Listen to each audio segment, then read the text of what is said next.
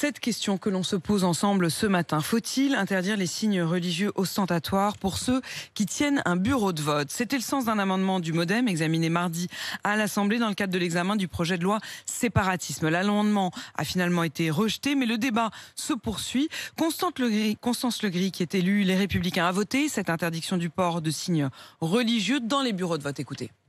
Ce n'était pas un amendement anti-voile, c'est un amendement qui vaut pour d'autres manifestations extérieures d'appartenance religieuse ou politique. Il ne doit pas y avoir quelconque forme de pression ou des manifestations ostensibles, encore une fois, de nature à influencer, à contraindre, à impressionner, à exercer une pression sur tel ou tel électeur. Pour cela, sérénité, neutralité, laïcité, encore une fois, il faut de la quiétude dans les bureaux de vote où s'exerce normalement, en dehors de toute contrainte, en dehors de toute pression, la liberté de vote. À l'inverse, Annie Chapelier, députée du groupe Agir Ensemble, a voté contre l'amendement du MoDem. Elle s'en explique.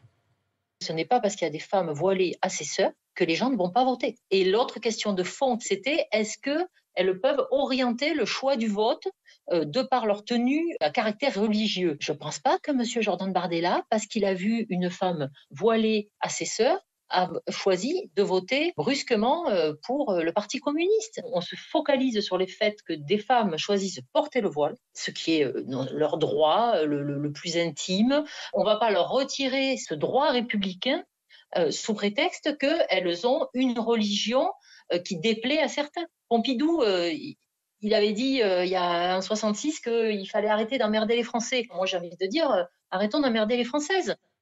Avec cette question, évidemment, dont on débat ensemble. Mais d'abord, pour avoir bien les clés, Anne-Sophie, je me tourne vers vous. Cet amendement, il a été rejeté finalement. La loi n'a donc pas été modifiée. Quelles sont les règles aujourd'hui dans les bureaux de vote ? Eh bien qu'il y a une différence en fait entre président de bureau de vote et assesseur. Un président de bureau de vote, lui, est soumis en effet à la neutralité en tant que représentant de l'État. Puisqu'il est désigné par le maire, il ne doit porter aucun signe religieux ostensible. En revanche, l'assesseur a un autre statut. Il est désigné par les candidats. Il n'a donc pas de fonction légale qui l'oblige à la neutralité religieuse. C'est pareil pour le secrétaire du bureau de vote et les scrutateurs.